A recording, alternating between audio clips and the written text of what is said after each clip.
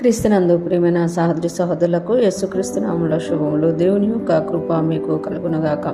ఈరోజు దేవుడు మనకిచ్చిన మాట ఆమోసు గ్రంథము 4వ అధ్యాయము 1వ వచనం. షోమ్రోను పర్వతం పైనున్న బాసాను ఆవులారా, దరిద్రులను బాధపెట్టుచు దీనులు నలగొట్టు వారులారా, మాకు పానము తెచ్చి ఈడని మీ యజమానులతో చెప్పువారులారా, ఈ మాట ఆలకించుడి.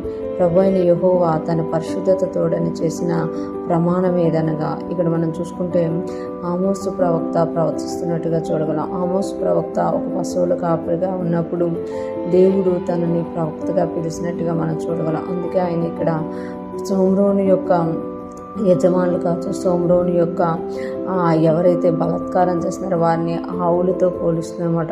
షోమ్రోను పర్వతమునున్న బాసాను ఆవులారా అని, అంటే బాసాను పర్వతం మీద ఆవులకి గొర్రెలకి మంచి మేత దొరుకుతుంది అనమాట.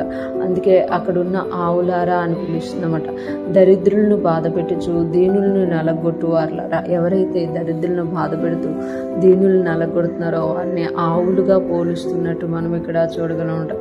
దరిద్రులను బాధ పెట్టుచు దీనుల్ని నలగొట్టు వారులారా అంటే దరిద్రులు మరి ఆలకించి వారికి మేలు చేసేవారుగా, దీనుడికి ఆ యొక్క వాళ్ళు నలిగిపోతున్న దాని నుండి విడిపించి వారికి విశ్రాంతి కలగజేయాల్సిన వారు ఇంకా దరిద్రులను బాధ పెడుతూ దీనుల్ని ఇంకా నలగొడుతూ ఉన్న వారిని ఇక్కడ ఆమోసు ప్రవక్త పిలుస్తున్నారు కదా. మాకు పానము తెచ్చి ఈడని మీ యజమానులతో చెప్పువారులారా. పానము తెచ్చి ఇది అంటే నలిగిపోతున్న వారిని దరిద్రుల్ని ఇంకా నలుపుతూ మాకు ఇవి తీసుకురండి, అవి తీసుకురండి, మాకు ద్రాక్షారసం తీసుకురండి, లేకపోతే మాకు తాగడానికి అది తెండి అని అడుగుతూ ఉన్నారంట.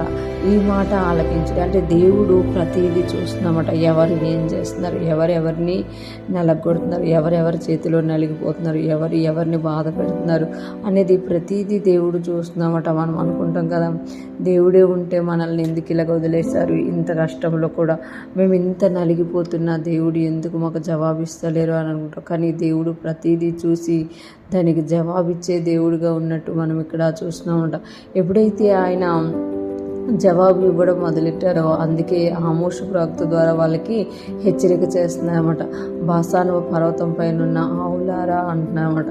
అంటే ఆవులతో వాళ్ళని పోల్చి దరిద్రులను బాధపెడుతూ దీనుల్ని నలగొడుతున్నారు. మీ గురించి చూస్తున్నాను నేను, మాకు పానము తెచ్చిడని మీ యజమానులతో చెప్పువారులారా, ఈ మాట ఆలకించుడి.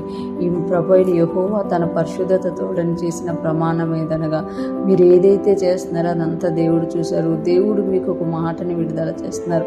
ఆ మాట ఏంటి అనేది వినండి. ఆయన పరిశుద్ధత తోడని చేసి ప్రమాణం చేస్తున్నారు.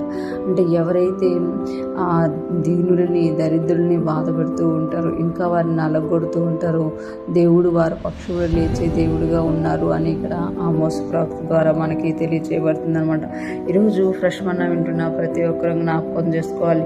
మనం ఒకవేళ బాధింపబడుతున్నామా, దేవుడు మనల్ని బాధ పెట్టేవారిని చూస్తున్నాడు.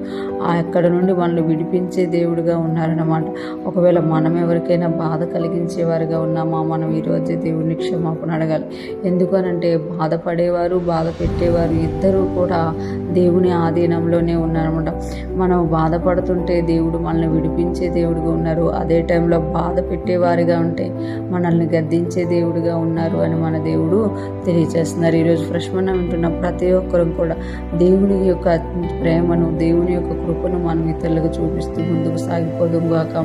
ఒకవేళ మనం బాధింపబడుతూ ఉంటే దేవుడు ఖచ్చితంగా మనల్ని విడిపించి మనల్ని తన విశ్రాంతిలోనికి, తన నెమ్మదిలోనికి నడిపించే దేవుడుగా ఉన్నారు. దేవుడు మనల్ని తోడయుండి నడిపించునుగాక.